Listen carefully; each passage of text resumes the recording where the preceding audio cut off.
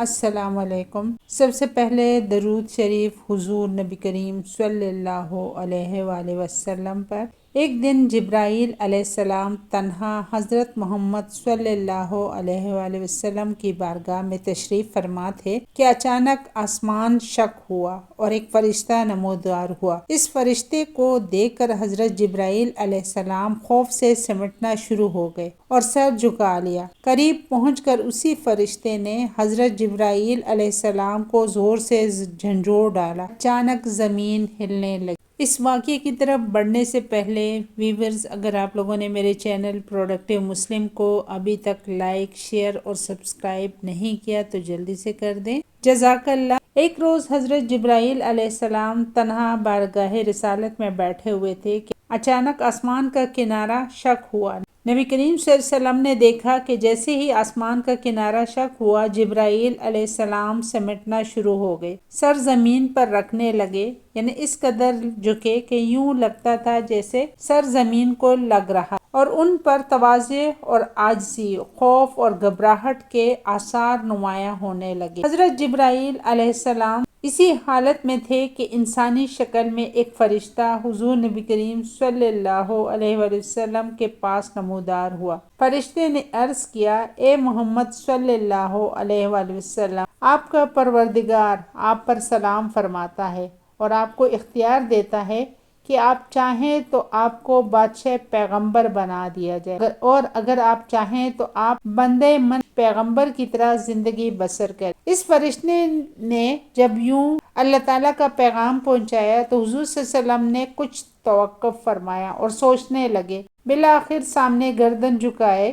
عاجزی کے ساتھ بیٹھے حضرت جبرائیل علیہ السلام کی طرف دیکھا۔ حضرت جبرائیل علیہ السلام سمجھ گئے کہ حضور نبی کریم صلی اللہ علیہ وآلہ وسلم اس معاملے میں مجھ سے مشورہ طلب فرماتے ہیں۔ عرض گزار ہوئے، اے اللہ کے رسول صلی اللہ علیہ وآلہ وسلم، بندگی اور عاجزی اختیار فرمائے۔ حضور نبی کریم صلی اللہ علیہ وآلہ وسلم نے آنے والے فرشتے کو جواب دیا کہ میں بندوں کی طرح زندگی بسر کروں گا، مجھے بادشاہی نہیں چاہیے۔ وہ فرشتہ یہ جواب سن کر دوبارہ آسمان کی طرف پرواز کر گیا تو حضرت جبرائیل علیہ السلام بھی اپنی اصلی حالت میں واپس آ گئے۔ حضور نبی کریم صلی اللہ علیہ وآلہ وسلم نے جبرائیل علیہ السلام کو اس انداز سے دیکھا تو فرمایا، اے جبرائیل، میں تم سے پوچھنا چاہتا تھا کہ یہ فرشتہ کون ہے جسے دیکھنے کے بعد تم پر عجیب حالت طاری ہو گئی۔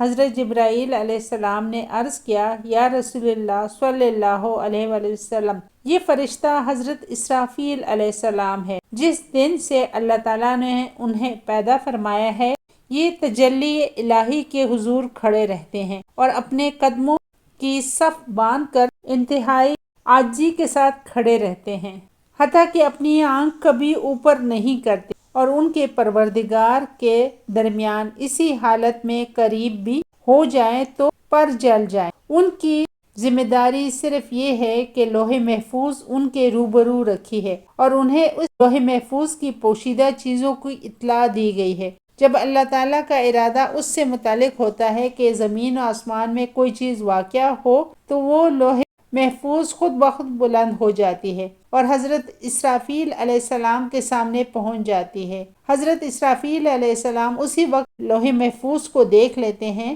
اور اپنے کام کو دریافت کر لیتے ہیں۔ اگر وہ کام میرے متعلق ہو تو وہ مجھے حکم کرتے ہیں، اگر وہ کام میکائیل علیہ السلام کے متعلق ہو تو ان کو کرنے کا حکم دیتے ہیں، اگر ملک الموت سے متعلق ہو تو انہیں حکم مل جاتا ہے۔ حضور نبی کریم صلی اللہ علیہ وسلم نے فرمایا، میں نے جبرائیل سے پوچھا، میکائیل، عرض کیا بارش اور نباتات پر، پھر پوچھا اور ملک الموت، عرض کیا روح قبض کرنے پر۔ حضرت جبرائیل علیہ السلام نے مزید عرض کیا، جب اسرافیل علیہ السلام نیچے آئے تو میں نے خیال کیا کہ اب قیامت قائم ہونے کا وقت ہے اور ڈر گیا، اور میری حالت میں جو تبدیلی آپ نے دیکھی ہے وہ اسی ڈر کی وجہ سے تھی۔ حضرت اسرافیل علیہ السلام اللہ کے وہ معزز فرشتے ہیں جو اپنے منہ میں سور لیے ہوئے ہیں کہ جیسے ہی انہیں حکم ہوگا یہ سور پھونک دیں گے اور یہ قیامت کے قائم ہونے کا دن ہوگا۔ حضرت اسرافیل علیہ السلام اس حوالے سے تمام فرشتوں سے افضل ہے کہ آپ